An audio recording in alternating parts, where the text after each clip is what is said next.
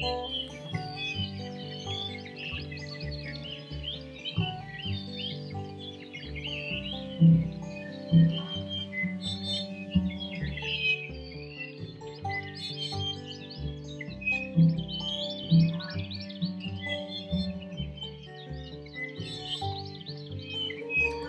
for joining me on a virtual birding tour of Hakalau Forest National Wildlife Refuge. My name is Jack Jeffrey, and I'll be your guide for today. I'm a wildlife biologist, photographer, and birding tour guide.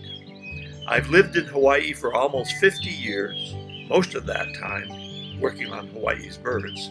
I was the biologist for Hakalau Forest National Wildlife Refuge for 18 years and retired in 2008. And I've been doing refuge birding tours since that time. Before we start, I want to give you a little background about Hawaii and Hakalau Forest National Wildlife Refuge. The Hawaiian Islands are the most isolated archipelago in the world, more than 2,500 miles from the nearest continent. They are a series of volcanic mountains that have risen out of the ocean over a hotspot in the Pacific crust over many millions of years. The Pacific Plate, on which Hawaii rests, is moving northwest towards Asia, and over time it has formed a chain of islands with the highest volcanoes in the Pacific. Mauna Kea reaches almost 14,000 feet into the sky.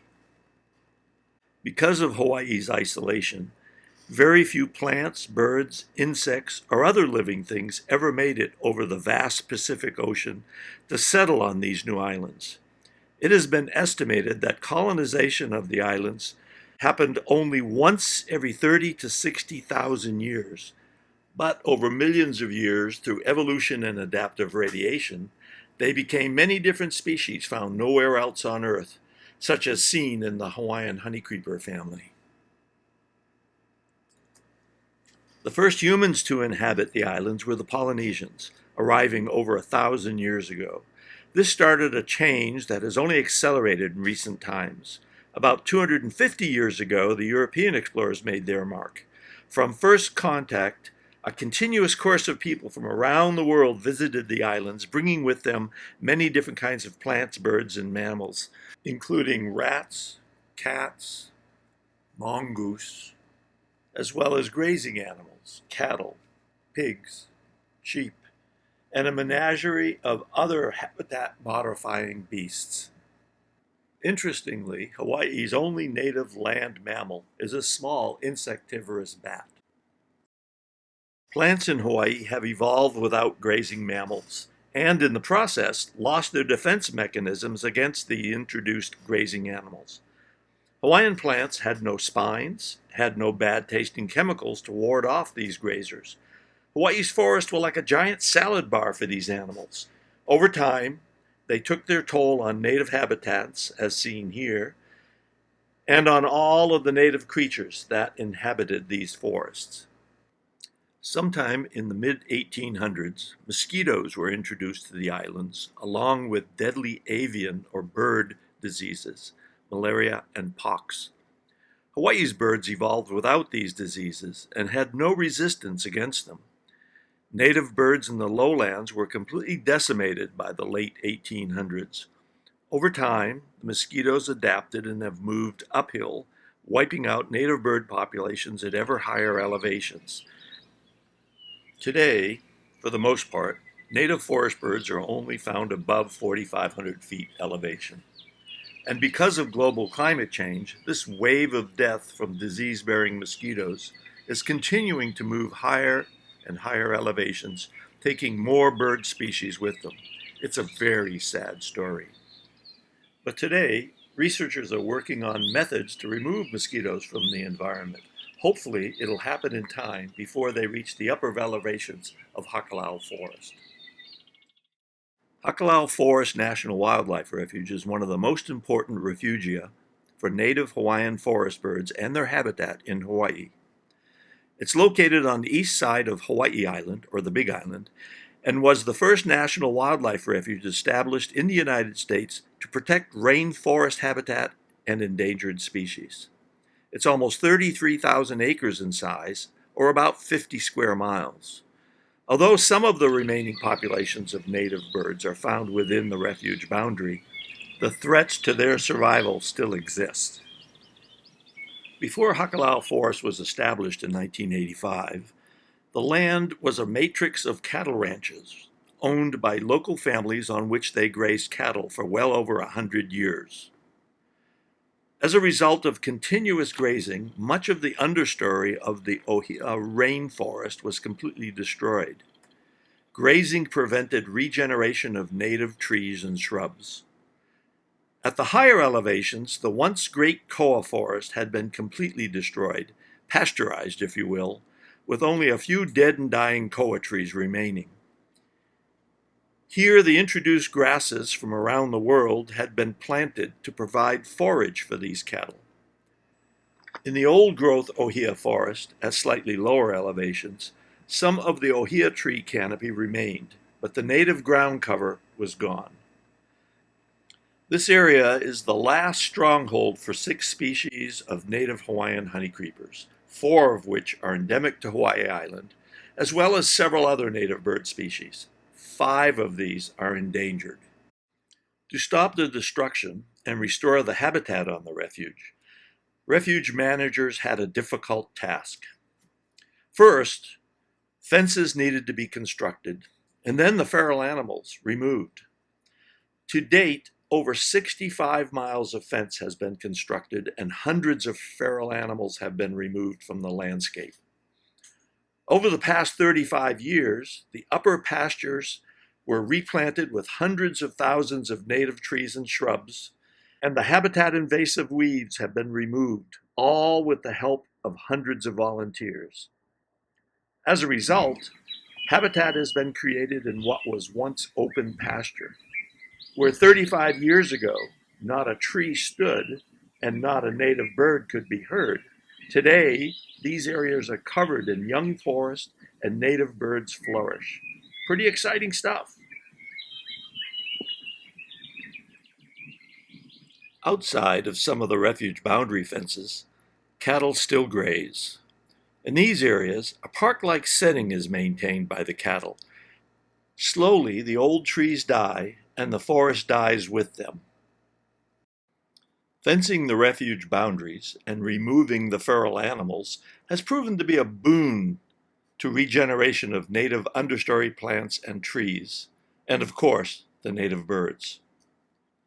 Here, along the refuge south boundary, you can see what 35 years of protection and natural regeneration can do on the refuge side of the fence.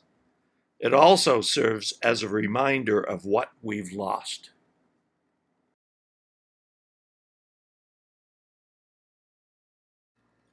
Gorse, an invasive weed from Western Europe, was first seen in Hawaii in the early 1900s. It's a pasture invasive and has taken over thousands of acres of pasture lands on Mauna Kea. Gorse is difficult to control, and it forms thickets that are impenetrable to man or cattle. Cattle won't feed on it because it has no leaves, only sharp spines, and the seed pods, as they dry, explosively disperse the seeds several feet. The seeds are known to be viable for up to 50 or more years. Gorse is here to stay. At Hakalau Forest, gorse has been all but eliminated through the use of herbicides and mechanical means. But the gorse seed bank is still there, and it will be for a long time to come. Many of the upper refuge boundaries have gorse lapping at the door, ready to leap onto the refuge if maintenance and control slacken. Getting to this remote refuge is no easy task. It's about a 50-mile drive from either Kona or Hilo, the last 10 miles of which goes through some areas with wonderful views of Mauna Loa and Mauna Kea volcanoes.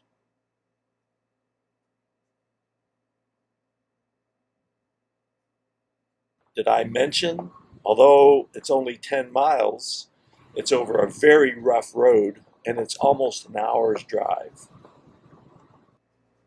Finally, we've reached the Puakala tract, where we'll begin our drive into the refuge for our birding tour for today.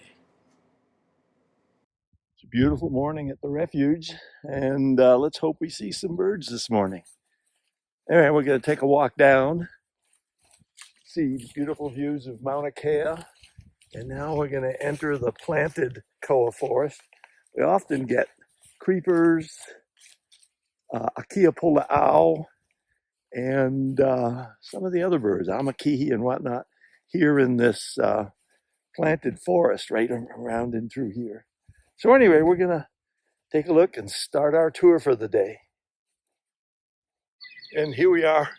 We're 1 minute into the walk down the Puakala Road, and already I've been hearing alavi, or Hawaii creepers. And I can see one actually right up over here. You can probably, if you look really good, you can should be able to see it. Anyway, here we have our first endangered bird of the day. The alavi, or Hawaii creeper, is an endangered Hawaiian honeycreeper found only in the upper elevation forests on Hawaii Island.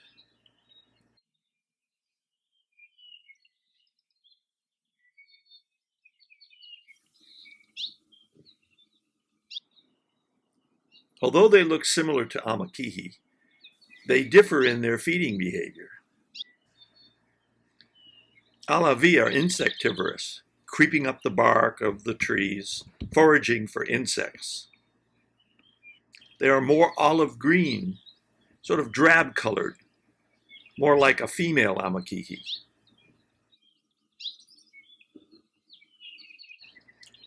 Their most diagnostic features are a light throat, a large, darker mask, and shorter, straighter bill than amakihi.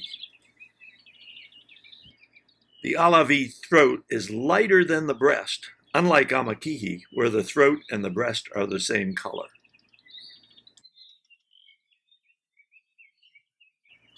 Alavi nest in semi-cavities and in cup nests in old-growth koa and ohia forests. They feed on insects pulled from the bark while creeping up branches and trunks of the native trees. The male's song is a rapid descending trill. Alavi are often found in small groups of 2 to 4, and they give a sharp chick sort of contact call.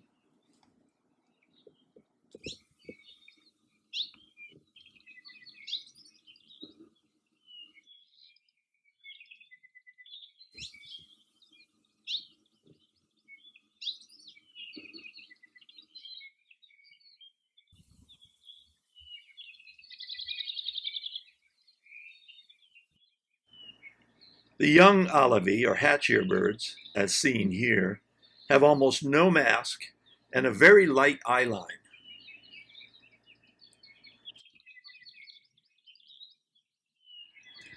The amakihi is relatively common on most of the main islands, but there are 3 different species, one on each of the islands of Hawaii, Oahu, and Kauai.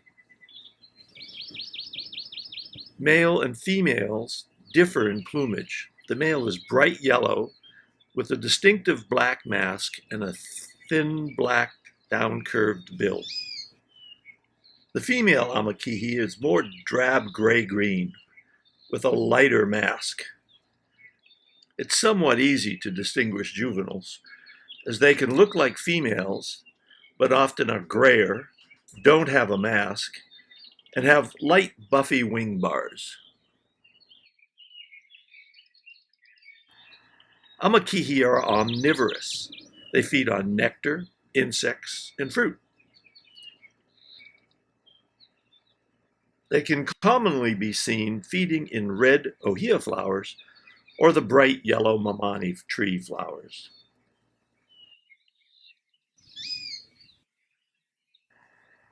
You may see them gleaning insects from leaves and sometimes feeding on small native fruit. Occasionally, they will work the bark and branches, much the way alavi do, and can be mistaken for alavi.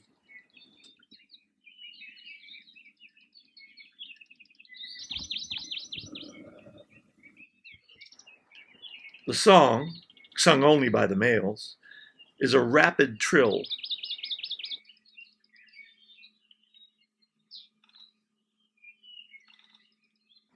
Both sexes do a contact call that's more like a nasal chee or a buzzy zeet. Amakihi on Hawaii Island appear to have some resistance to avian malaria, as they can be found down to sea level in native habitats on the Puna side of Hawaii Island.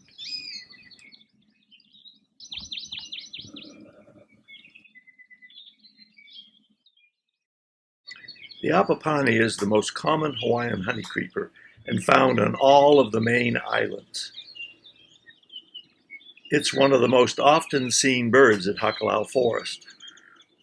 In adults, the sexes are alike, and they are maroony red with a distinct white under tail coverts, a cocked tail, and a thin black down-curved bill.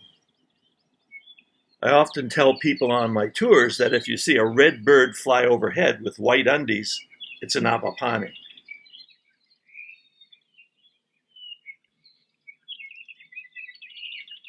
The hatchier birds are brownish, and as they age, they begin to get some color. You can see the reds on the sides. Before they begin their molt into adult plumage, they look almost like juvenile elapio. They can also look extremely scruffy as they get older. The apapane are nectar feeders and are most often seen feeding in ohia flowers high in the forest canopy. They also feed on other flowers such as ohelo or akala in the understory. They will also form small flocks that fly high above the tree canopy looking for ohia bloom. Like the amakihi, they appear to have developed some resistance to the avian malaria. At Hakalau Forest, especially in the morning, you can hear the din of apapane calling and singing in the trees. This is especially noticeable if you visit Hawaii Volcanoes National Park, as there are no i'iwi there.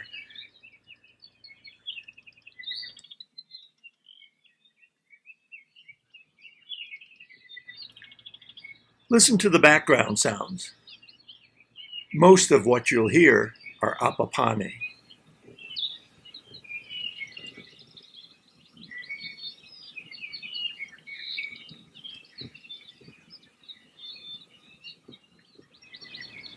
The i'iwi, also known as the scarlet honeycreeper, is an iconic Hawaiian honeycreeper, and one that all birders coming to Hawaii want to see and photographers want to photograph. This brilliant scarlet red bird has black wings with white tertial patches on its back, and a long, bright orange down-curved bill, and is distinctive among Hawaiian honeycreepers. Adult males and females have similar plumage, but behaviorally, the males tend to do wing flicking more than the females. The fledglings, by contrast, are a greeny gray and yellow, more camouflaged than the adults. The juveniles have a begging call. They speak Russian. You can hear the niet, niet calling from the fledgling.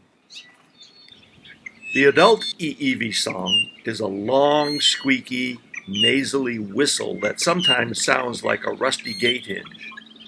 But they also have several other squeaky calls, including one that says i'iwi, which likely contributed to its name in the Hawaiian language. Ever wonder how i'iwi feed their young in the nest with that long bill? Watch these patient nestlings.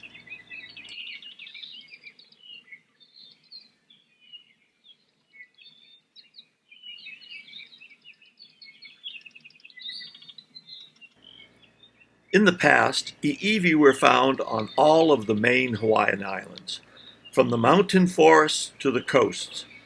But populations have declined on all the islands in recent years, except for Hawaii and Maui. The other islands are relatively low islands, and mosquitoes have now reached the upper elevation refugia on these lower islands. Only Maui and Hawaii Island have high elevation habitat above the mosquito zone. With global climate change, the birds even on these high islands may be vulnerable in the future. I'iwi are important pollinators of many Hawaiian plants.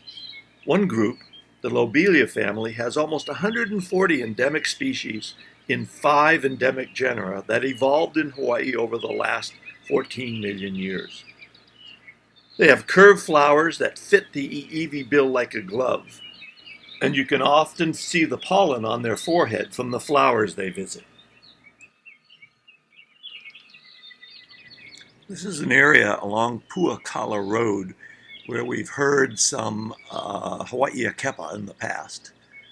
I can hear one nearby, and we'll have to spend a little time looking for it, but they're usually at the very tops of the trees or on the outside of the canopy.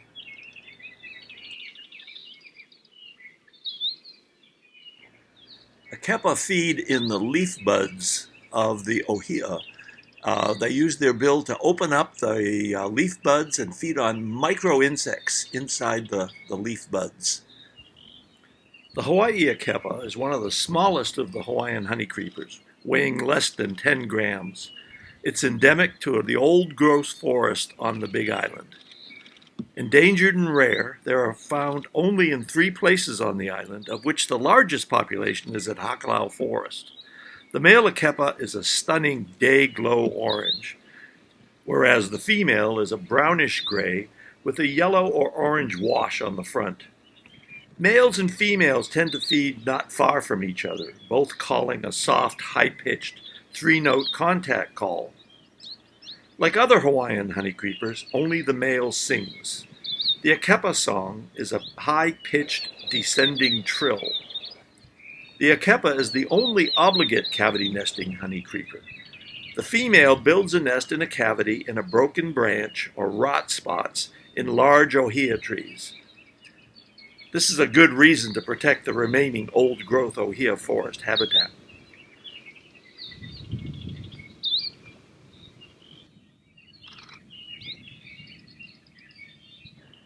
Akepa feed on micro-insects in the tree canopy. They have a short, straight bill that's actually crossed at the tip, but which you can really only see when you have the bird in the hand. They use the crossed bill tip to glean insects from leaf buds or glean insects from leaves.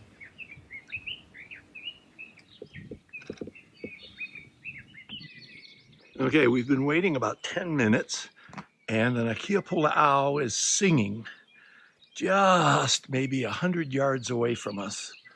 And a little bit closer, I can hear him a little bit closer now. So we're gonna see if we can spot this guy. He'll be feeding on the bark. He'll be able to see him pecking on the branches. And this is an extremely rare bird. There's probably less than 1,500 to 1,000 left, and they're only found on the Big Island.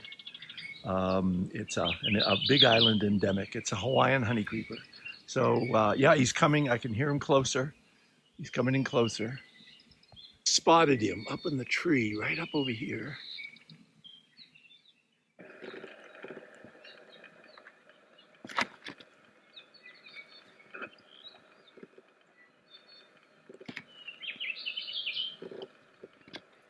So here we can see the peck holes where an Aki has walked up this stem, pecking along the way, looking to find a cerambycid beetle larvae. And he pecked along, and then you can see the big hole where he pecked in and was able to pull the larvae out.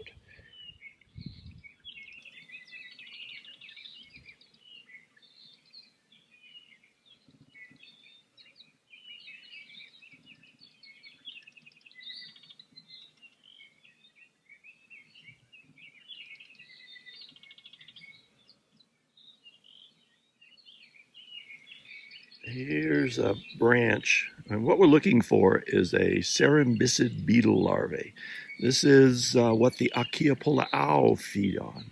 So right here, you can see this hole in here. This is where the larva has been feeding on the koa wood, and what we're going to try to do is find and see this larvae. So I'm going to break away this upper portion, lower portion. There's the beetle larvae. You can see them down inside there. This is what the Akiapola'au feed on. And the beetle is a fairly large beetle, but you can see where this larvae has been feeding on the wood of this young dead koa branch. And this is what they feed on. Here's an adult cerambycid beetle or longhorn beetle. It's about an inch long.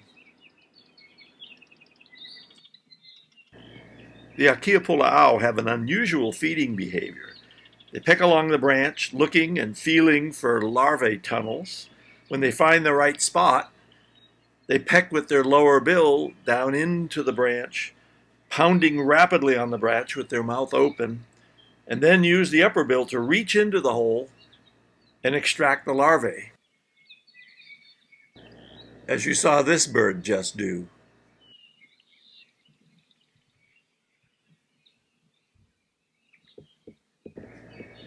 Here's a nice male Aki. You can tell by the bright yellow coloring. You can watch it peck. Watch it use its bill like a pair of tweezers, pulling out the insects.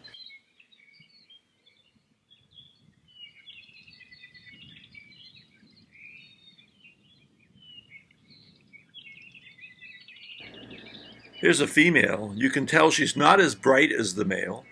Has a yellow wash on the front, is darker in the back.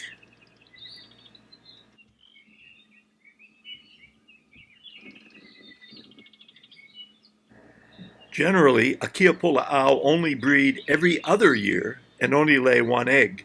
This is because they have the longest parental care of any small passerine in the world, almost a full year.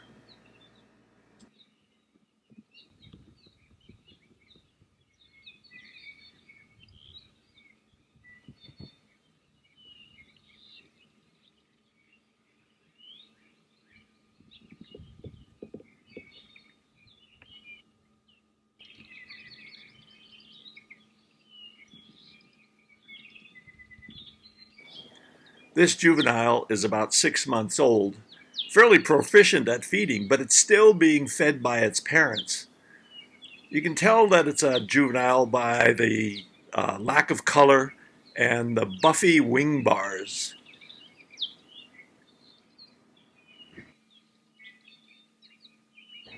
You can hear the loud chip note that this bird is making.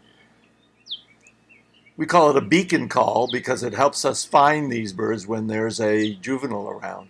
We often only see this bird about once every 2 or 3 trips to the refuge.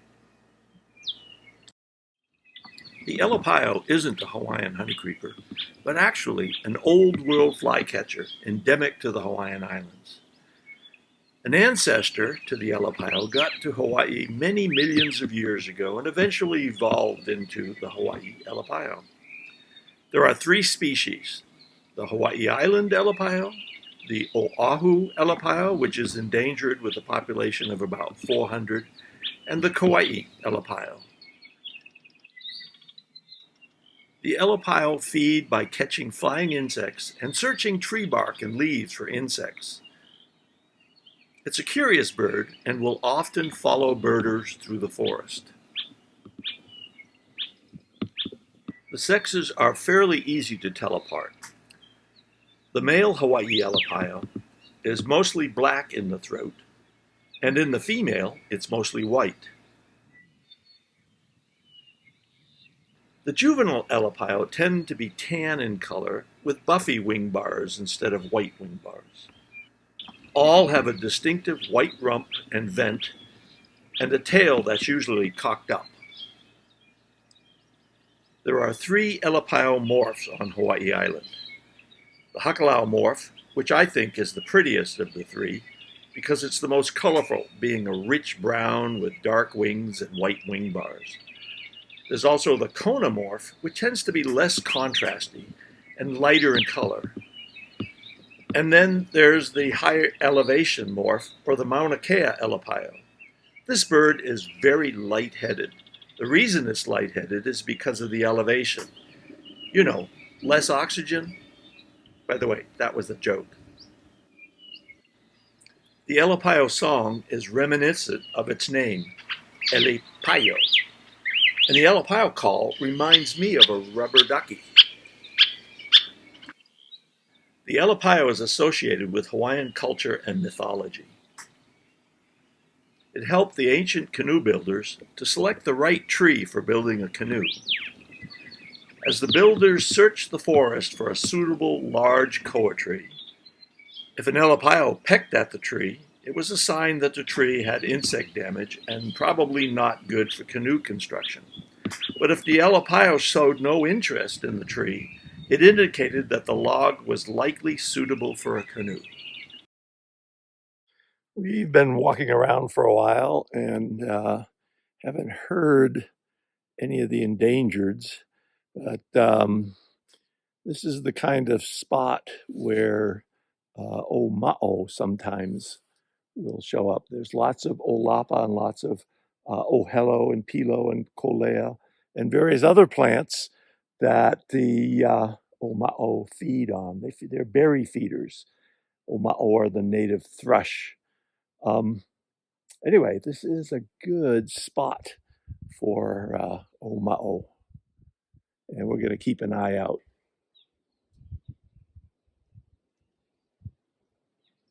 Got an oma'o. An oma'o just over here, maybe about 30 yards out. I can hear him. Hear him talking, calling. Yeah, they're one of the major seed dispersers throughout the forest. That's where all this vegetation in here, it's where it comes from. Oma'o dropping seeds. I see pilo, kolea, akala. They're all berry plants that the oma'o feed on. So they are the major seed disperser up here.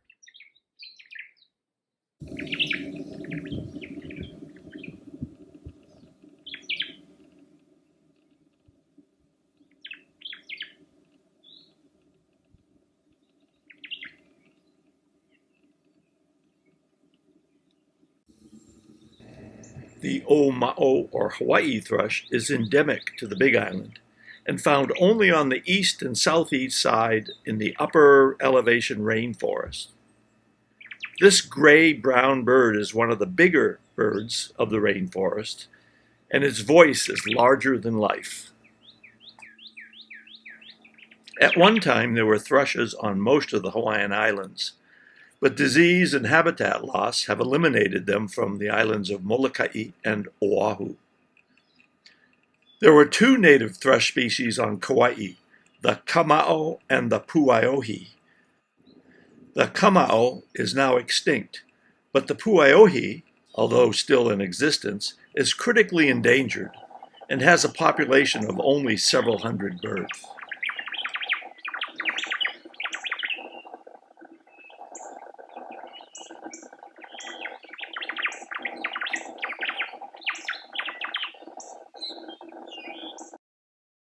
There are 3 raptors found at Hakalau Forest. 2 are native, the Hawaiian hawk, or io, common in the refuge rainforests, the Hawaiian owl, or pueo, found mostly in open pastures and rarely seen in the forest, and 1 introduced owl, the barn owl, also rarely seen in the forest. The io, or Hawaiian hawk, is endemic to Hawaii Island. It's in the genus Buteo and related to the red-tailed hawk on the U.S. mainland. The io is smaller than the red-tailed hawk, and it can be seen just about anywhere on the Big Island, soaring high above the trees, in the mountains, or even near the coast. It's occasionally seen in Hilo Town. It's rarely seen sitting on wires or power poles, as it prefers tree limbs on which to perch.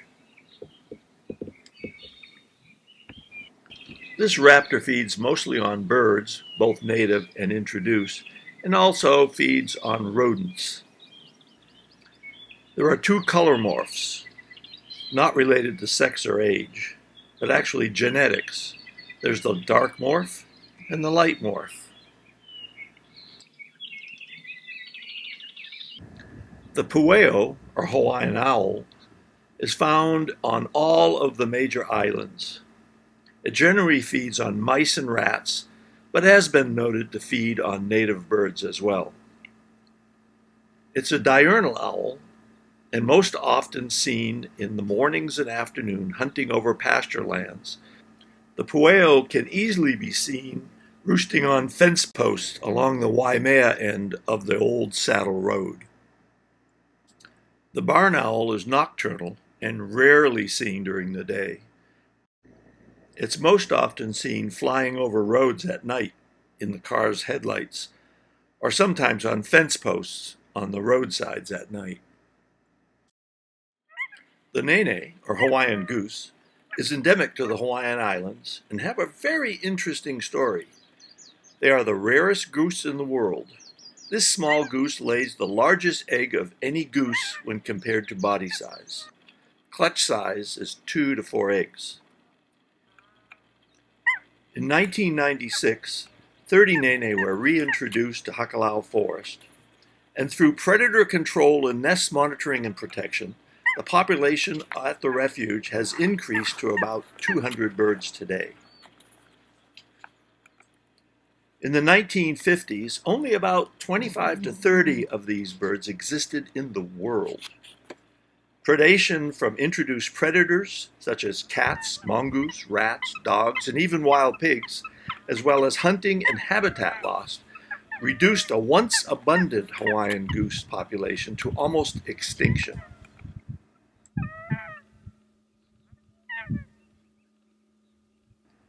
The state began a captive breeding program with some success in the early 1960s, but over the years, it's been fencing to reduce predation, protection and management of breeding sites that has helped this species increase in numbers across the islands.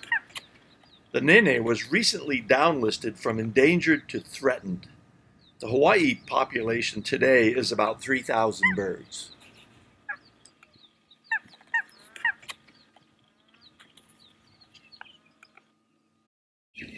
Although most of the birds we see and hear at Hakalau Forest are native species, there are a few introduced birds that live in the forest and the surrounding grasslands. The bird we hear the most often is the red-billed leothrix. Leothrix tend to forage in small family groups, skulking through the underbrush, feeding on insects and fruit. We rarely see this colorful Asiatic introduction because of its cryptic behavior. We definitely hear them more often than we see them, usually scolding from behind leaves or singing their loud and melodious song.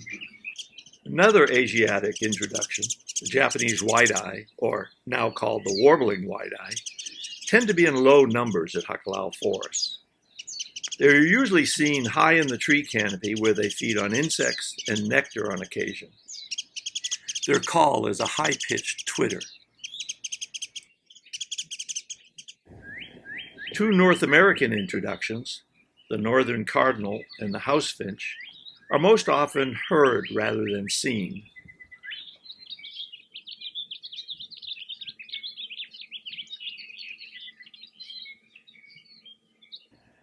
Another small passerine, the yellow-fronted canary from Africa, are usually found in small flocks in the grassy areas feeding on grass seed.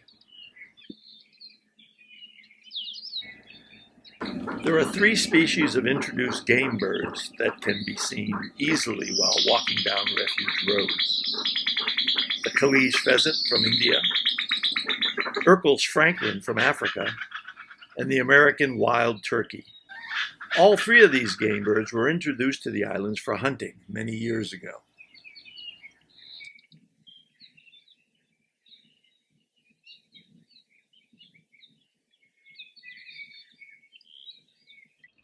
Mahalo for joining me on a virtual tour of Hakalau Forest National Wildlife Refuge. I hope you enjoyed seeing some of the rarest birds in the world and their forest habitat. Let's do it again sometime.